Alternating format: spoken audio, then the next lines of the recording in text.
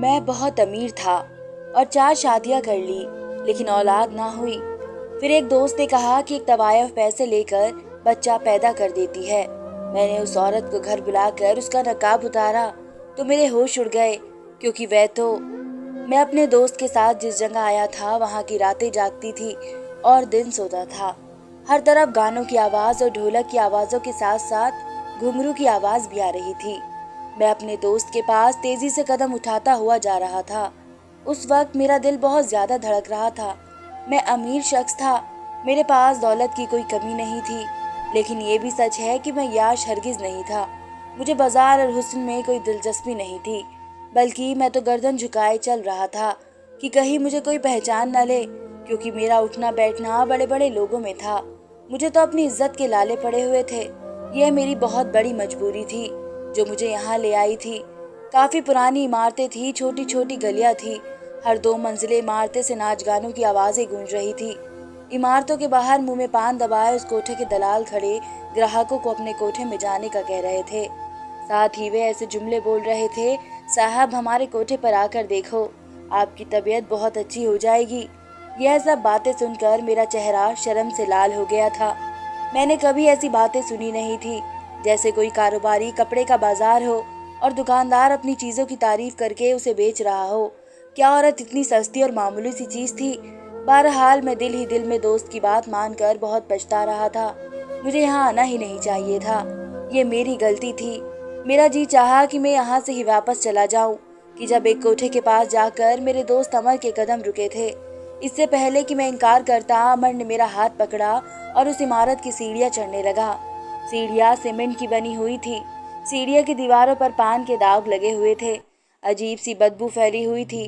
हम लोग ऊपर गए तो शहर में सफेद चांदनी बिछी हुई थी और शराब और गुलाब के फूलों की बदबू मिलकर एक अजीब सी बदबू का एहसास मुझे हुआ था। सामने एक लड़की लाल कलर के कपड़े पहने हुए खड़ी हुई थी। लड़की पाँव में घुंघरू पहने, घेरदार फ्रॉक पहने, कानों के झुमकों पर रश्क कर रही थी। सामने कोने पर ढोल वाले बैठे थे और सामने तख्त पर एक औरत मुंह में पान लिए उस लड़की को देखते हुए पाँव हिला रही थी। मुझे वहां का माहौल देखकर बहुत ही अजीब सा लग रहा था। मैंने अमर से कहा, चलो यहाँ से, मुझे यहाँ कोई बात नहीं करनी। तो वो कहने लगा, अरे आदमी होकर इतना क्यों घबरा रहे हो। ये कहकर वह मुझे उस तख्त पर बैठी औरत के पास ले गया। वह शायद अमर को जानती थी। मुझे उसके साथ देखकर सर से पांव तक अमर से आंखों के इशारे से पूछने लगी कि ये कौन है। अमर ने कहा, ये मेरा दोस्त है, इसे उस रमशा से मिलवा दो, औलाद चाहिए इसे। अमर ने मेरे आने की असली वजह बताई। उस औरत ने पहले तो पानदान में पान थूका और फिर मुझे देखने लगी। कहने लगी, बैठो मियाँ, यूं खड़े खड़े तो बात नहीं होगी। मैं वहाँ रुकना ही नहीं चाहता था, बस मजबूरी और बेबसी मुझे यहाँ ले आई थी। मैं उस तख्त के कोने में जाकर बैठ गया। वो कहने लगी, देखो साहब, मैं पैसों में कमी नहीं करती। पूरे साल लड़की मेरे काम की नहीं रहेगी, तेरे बच्चे को अपने वजूद में पालेगी तो जाहिर है कमा कर तो नहीं देगी, इसलिए 10 लाख लूंगी। आधी रकम पहले देनी पड़ेगी। मेरा दिल अब भी अंदर से बेचैन था। मैं एक नज़र अमर की तरफ देख रहा था तो वह मुझे तसल्ली दिलाने लगा। मैंने कहा कि मैं लड़की को यहाँ नहीं रखूंगा। वह कहने लगी, 12 लाख। मैंने जेब से अपना चेक निकाला और 12 लाख का चेक उसे दे दिया। मेरे लिए पैसे कोई ज़रूरी ही नहीं थे। इस औरत की आंखें फटी की फटी रह गई जब उसने 12 लाख का चेक देखा। फिर वह मुझे देखकर मुस्कुराने लगी। फिर उसने एक लड़की को पुकारा, अरे ओ चमेली, कहाँ मर गई। उसकी एक पुकार पर वह लड़की उसके पास आ गई। वह सांवली सी थी, लेकिन चेहरे के नक्शे में कशिश थी। कहने लगी, रमशा का ग्राहक है, उससे कह कि तैयार कर ले। उससे पहले वह चमेली उससे कुछ जाकर कहती तो मैंने उससे पहले सवाल किया कि मैं उस लड़की को देखना चाहता हूँ। लड़की खूबसूरत होनी चाहिए, मुझे बच्चा खूबसूरत चाहिए। हाँ, जाकर देख लो, होश न उड़ जाए तो कहना। जा चमेली, साहब को रमशा के दीदार करा दो। वह चमेली मुझसे कहने लगी, आए साहब। मैं खड़ा हो गया और उस चमेली नाम वाली लड़की के साथ चलने लगा। वह लड़की मुझे एक कमरे के बाहर छोड़कर चली गई। पहली बार मेरा दिल बड़ी जोर जोर से धड़क रहा था और इस औलाद की ख्वाहिश ने मुझे कहाँ लाकर खड़ा कर दिया था। ऐसी हालत तो मेरी कभी अपनी बीवियों के कमरे में जाते हुए भी नहीं हुई थी।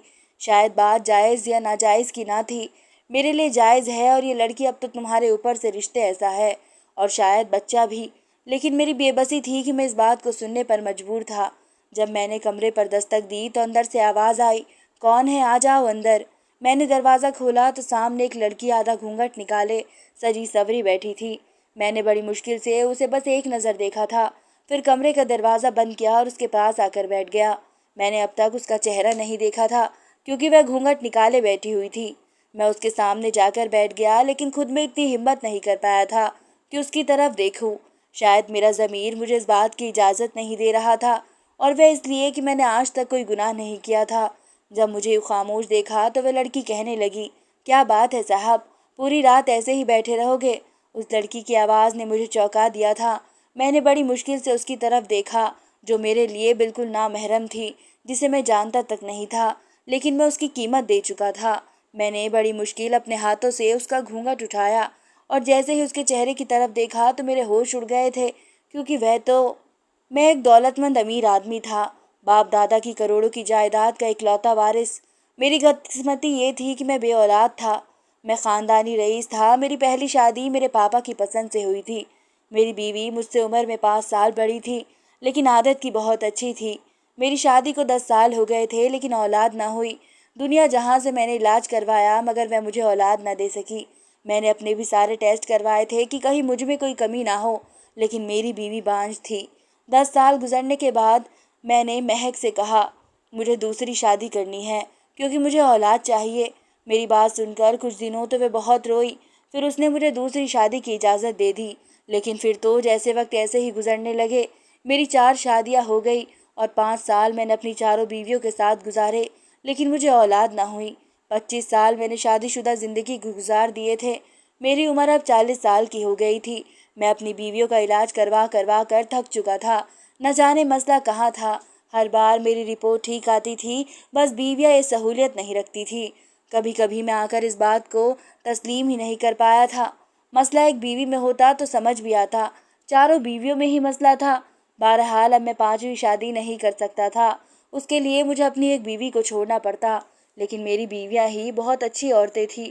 मैं कैसे उनमें से किसी एक के साथ ज्यादती करता, लेकिन उम्र के जिस हिस्से में मैं पहुंच चुका था, आगे बुढ़ापा ही बुढ़ापा था। इसलिए अब तो मुझे औलाद जल्दी से जल्दी चाहिए थी। मैंने इस सिलसिले में जब अमर से बात की तो उसने मुझे ये रास्ता बता दिया, जो सरासर गुनाह का था। पहले तो मैंने फ़ौरन इनकार कर दिया। मैंने कहा, मैं ख़ानदानी शरीफ इंसान हूँ, एक तवायफ से क्यों औलाद पैदा करवाऊँगा। वह कहने लगा, फिर एक बीवी को तलाक दे दो, तुम्हारी पहली बीवी भी अब बीमार रहने लगी है। अमर की बात सुनकर मैंने कहा, उस वक्त ही तो उसे मेरी सबसे ज़्यादा ज़रूरत है, मैं उसको क्यों छोड़ दूँ।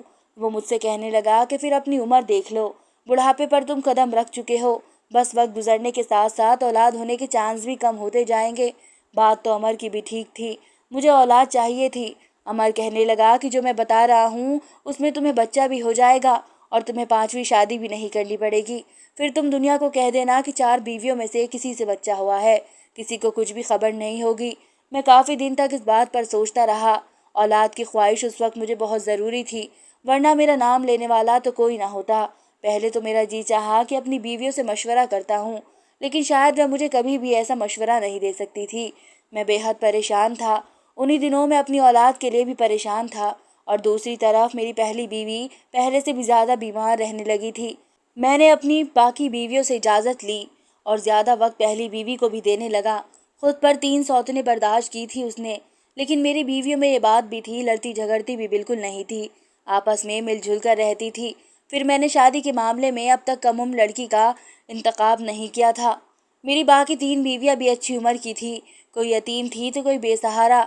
मैंने शादी ऐसी ही लड़कियों से की थी ताकि उन्हें सहारा भी मिल जाए और मुझे औलाद। लेकिन किस्मत का भी अजीब खेल था कि चारों ही बीवियों में मसले थे, लेकिन मुझ में नहीं। मैं बेहद परेशान था, किसी भी बीवी को छोड़ना नहीं चाहता था, लेकिन जो रास्ता अमर ने बताया था उसे भी मेरा दिल नहीं मान रहा था। लेकिन बहुत सोच विचार के बाद मैं आखिर इस फैसले पर पहुंच गया था कि अमर की बात मान लेने में कोई हर्ज नहीं है, इसलिए उसके साथ कोठे पर आ गया। जब मैंने उस लड़की को देखा तो मेरे होश उड़ के रह गए थे। उसे देखते ही मैं कमरे से बाहर निकल गया, फिर उस कोठे पर नहीं रुका। अमर मुझे रोकता रह गया, पूछता रह गया कि आमिर तुम्हें क्या हुआ है, लेकिन मैंने कोई जवाब नहीं दिया। तेज कदमों से उस बाजार से निकलकर अपनी गाड़ी में बैठ गया। मैंने अमर के आने का इंतज़ार नहीं किया। ड्राइवर से कहा कि घर चलो। पूरा रास्ता मैंने बेचैनी से काटा था। एक पल मुझे चैन नहीं आया था घर आकर भी मेरी बेचैनी बहुत बढ़ रही थी। मैं आज किसी भी बीवी के कमरे में नहीं जा पाया था। ड्राइंग रूम में बैठा सिगरेट पी रहा था। आधी रात गुजर गई और मेरे दिमाग की उलझन बढ़ने लगी थी जब मेरी पहली बीवी ड्राइंग रूम में आ गई। मुझे कहने लगी कि आमिर, क्या बात है, सोए नहीं आप? मैंने एक नज़र उसकी तरफ देखा, फिर नहीं में सर हिला दिया। वह मेरे पास बैठ गई। कहने लगी, आज क्या परेशानी है आपको? मैंने एक नज़र उस पर डाली थी जिसका मेरे पिछले 25 साल का साथ था। वह बीमार रहने लगी थी। मैंने उसका हाथ थामा और कहा, तुम्हारी तबीयत कैसी है? कहने लगी, मुझे अपने बचने की उम्मीद नहीं है। मेरे पेट में बनी रसौली फटकर कैंसर की शक्ल लेकर गई है। आप भी जानते हैं, मैं जानता था कि चंद महीनों की मेहमान है, इसलिए अब सारा वक्त उसी के पास गुजारता था। मेरे कंधे पर उसने सर रखा तो मैंने भी अपने पास बैठा लिया। मैंने कहा, मैं सोच रहा हूँ कि तुम्हें लंदन ले जाऊँ, तुम्हारा इलाज करवाऊँ। मेरी बात पर वह कहने लगी, कोई फ़र्क नहीं पड़ेगा, वक्त गुजर चुका है मेरे इलाज का। बस आप मेरी ख्वाहिश पूरी कर दे, मुझे तलाक देकर शादी कर लें। उसकी बात पर मैंने उसकी तरफ देखा तो वो कहने लगी, मैं इस घर में एक कमरे में रह लूँगी, लेकिन मरने से पहले आपका बच्चा देखना चाहती हूँ। उसकी बात सुनकर मेरी आंखों के सामने रमशा का चेहरा घूमने लगा था। मैंने उससे कहा कि मैं तुम्हें इतना बड़ा गम नहीं दे सकता। पहले ही तुम पर 3 सौतने ला चुका हूँ। शायद इस बीमारी से तुम सही हो जाओ। वह कहने लगी, ऐसा नहीं है, मैं तो ये समझती थी कि आप बाप बन जाओ, मगर ये नहीं पता था कि मेरा साया आपकी बाकी बीवियों को भी ऐसा कर देगा। ये कहकर वो रोने लगी थी। मैंने कहा, ऐसा क्यों सोचती हो? बच्चा शायद मेरे नसीब में नहीं है। मेरी बात सुनकर कहने लगी, आपने शादी हमेशा बेसहारा लड़कियों से ही की है, ताकि आपकी कोई नेकी ऊपर वाले को पसंद आ जाए। तो फिर रात को उस तवायफ खाने से क्यों भागकर वापस आ गए? उसके मुंह से ये सुनकर मुझे हैरत का झटका लगा था। मैंने कहा, तुम्हें किसने बताया? मेरी बात पर उसने एक गहरी सांस ली। कहने लगी, वह छोड़ो, मेरी बात का जवाब दो। मैंने कहा, मेरा दिल नहीं माना, क्योंकि वह तवायफ है, फिर बहुत कम उम्र है, बस 18 साल की लड़की है। उसे देखकर तो मुझे उस पर तरस आ सकता था। पता नहीं उस कम उम्र में इस बेचारी से एक घटिया काम लिया जा रहा है। मैं इसलिए वहाँ से वापस आ गया था। वह लड़की 18 साल से बड़ी नहीं थी। बेशक वो बहुत हसीन थी, मगर कम उम्र थी। अगर मेरी शादी के बाद मेरी बेटी हो जाती तो शायद उस लड़की की उम्र मेरी बेटी की तरह होती। मेरी बीवी कहने लगी, उससे शादी कर लो आमिर। उसकी बात मेरे लिए अजीब सी थी। मैंने कहा, होश में तो हो? एक तवायफ किसी से शादी करती है, फिर उसकी मालकिन मुझे कदम क्यों उठाने देगी? फिर वह बहुत छोटी है, उसके पास जाते हुए भी मुझे शर्म आएगी। मेरी बीवी कहने लगी कि हो सकता है आप उसे उस कोठे से आज़ाद करवाने में कामयाब हो जाए, ऊपर वाला आपको बाप बना दे। अपनी बीवी की बात सुनकर मैं चुप सा हो गया। कुछ दिन इस बारे में सोचता रहा, फिर ये सोचा कि मैं उससे शादी कर लेता हूँ।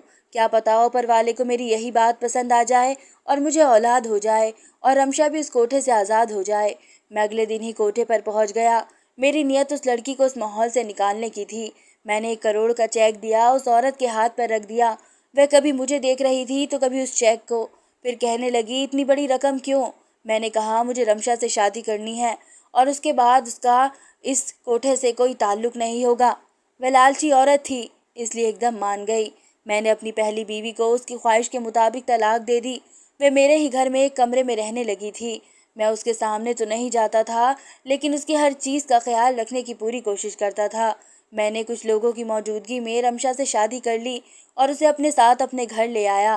वह फटी फटी आंखों से मेरा महल देख रही थी। कहने लगी, साहब, ये सब तुम्हारा है, तुम तो बहुत अमीर हो, मेरे साथ तो बहुत कुछ खरीद कर रखा है।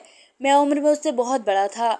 उसकी ये बात सुनकर मुझे बुरा सा लगा था, क्योंकि मैं उसका ग्राहक नहीं बल्कि पति था। मैंने अपनी तीनों बीवियों से रमशा को मिलवाया, फिर उसे अपनी पहली बीवी से भी मिलवा दिया और आखिर में मैंने अपनी तीसरे नंबर की बीवी से कहा कि वह उसे कमरे में छोड़ आए। वह कमरे में छोड़ आई। मैं ड्राइंग रूम में सिगरेट पी रहा था।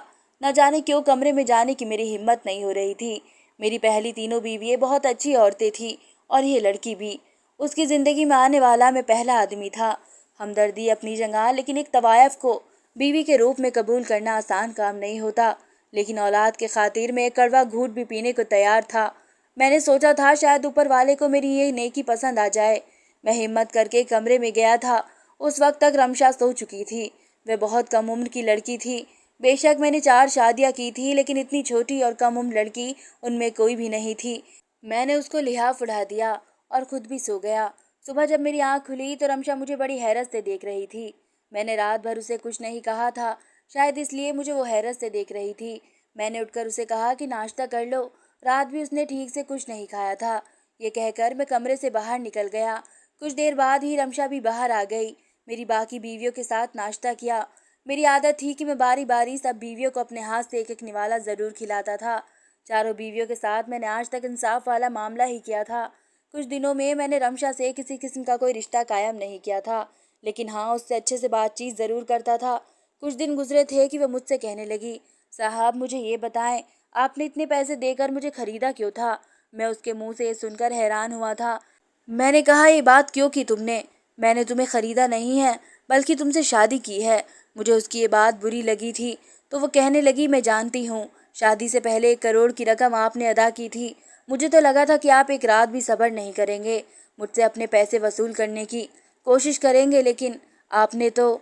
उसकी बात पर मुझे शायद गुस्सा आने लगा। अगर वह उससे आगे कुछ बोलती तो शायद मैं उसके मुंह पर थप्पड़ मार देता, लेकिन वह चुप हो गई थी। मैंने कहा, तुम मेरी बीवी हो, समझी, कोई बाजारू नहीं। ऐसी बात मुझसे मत करना। ना चाहते हुए भी मेरा लहजा तेज हुआ था।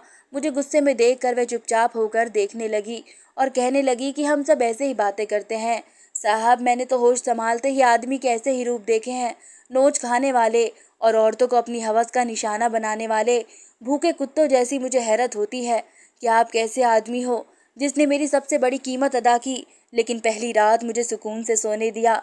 मुझे हैरत हुई थी, वरना मुझे तो तेज़ बुखार में भी किसी ने बख्शा नहीं है। यही कहते थे कि तेरी कीमत इसलिए नहीं भरी कि तेरे बुखार का लिहाज करे। ये कहते हुए टिप टिप आंसू उसकी आंखों से गिर रहे थे। फिर उसने अपने बाजू से कमीज ऊपर की। उसका बाजू बुरी तरह से सिगरेट के निशानों से जला हुआ था। ऐसी हालत देखकर मैंने जोर से आंखें बंद कर ली। कहने लगी, ये देखो साहब, मेरे साथ ये सब करते हैं। मैंने तो आज तक आदमी को ऐसा ही देखा, लेकिन तुम ना जाने कैसे हो, सब में अलग हो। मुझे खरीद कर भी तुमने मुझे इस्तेमाल नहीं किया। मैंने कहा, तुम मेरी बीवी हो और ऊपर वाले ने बीवी के साथ नरमी का मामला करने का हुक्म दिया है, और तुम तो वो भी कम उम्र और नाजुक। मैं समझ नहीं पा रहा था कि मैं तुम्हारे पास आऊं। बहरहाल एक रात में रमशा की संगत ने मुझे तड़पा के रख दिया था। उसके वजूद पर लगे घाव देखकर मेरा दिल कटा जा रहा था। 18 साल की लड़की के साथ जो भी किया गया था बिल्कुल गैर कानूनी था। बहरहाल वक्त के साथ रमशा के जख्म भी बढ़ने लगे। वह मुझसे कहती, आपने मुझे बदकिरदार को शादी करके रिश्ते में बांध दिया है। वह मेरे आदत और मोहब्बत से वाकिफ हो गई थी। आहिस्ता आहिस्ता उसकी जुबान भी ठीक हो गई। वह मुझसे तमीज़ से बात करने लगी थी। मेरी शादी के कुछ महीने बाद ही मुझे वह खुशी मिली थी जिसकी मैंने बहुत दुआएं की थी। रमशा प्रेग्नेंट हो गई थी। मुझे तो अपने कानों पर यकीन ही नहीं आ रहा था। मैं अपने रब का शुक्रिया अदा कर रहा था। 2 महीने तक मैंने रमशा का बहुत ख्याल रखा था। उसे बिस्तर से भी नीचे नहीं उतरने दिया था। लेकिन जब डिलीवरी का वक्त करीब आया तो मैं लेबर रूम के बाहर बहुत बेचैन सा चक्कर काट रहा था। जब लेडी डॉक्टर बाहर आई और बेहद परेशान थी, मुझसे कहने लगी कि आपकी बीवी की हालत ठीक नहीं है, या तो हम माँ को बचा सकते हैं या फिर बच्चे को। यह सुनकर मेरे होश उड़ गए थे। मुझे इतने सालों बाद औलाद की खुशी मिल रही थी, लेकिन मेरे सामने एक आजमाइश खड़ी हो गई थी। उस वक्त मेरी हालत क्या हो सकती थी, ये वही शख्स जान सकता है जिस पर यह सब बीत रहा हो। मैंने अपनी आंखें बंद कर ली। मैंने कहा, आप माँ को बचाए, बच्चे का मालिक ऊपर वाला है। लेडी डॉक्टर अंदर चली गई और मेरी आंखों से आंसू बहने लगे थे। बेशक मेरी पहले से 3 बीवियां और भी थी, लेकिन मैं अपनी ख्वाहिश की खातिर किसी की जान लेने का नहीं कह सकता था। मेरे आंसू मेरे बस में नहीं थे, इसलिए बहने लगे। कुछ देर बाद ही लेडी डॉक्टर बाहर आई। मैंने उनसे पूछा, मेरी बीवी कैसी है? वे कहने लगी, माँ और बेटा दोनों ही खतरे से बाहर है। यह सुनकर मुझे हैरत का झटका सा लगा था। मैं बहुत खुश हुआ था। जब नर्स ने मेरे कांपते हाथों में मेरे बेटे को डाला तो उसे सीने से लगाए मैं फूट फूट कर रोने लगा। ऊपर वाले ने मुझे मेरे सब्र का बेहतरीन इनाम दिया था। बेशक ऊपर वाला अपने बंदों पर वह बोझ नहीं डालता जो वो उठा ना सके। उम्मीद करती हूँ आप सबको मेरी कहानी पसंद आई होगी। धन्यवाद दोस्तों।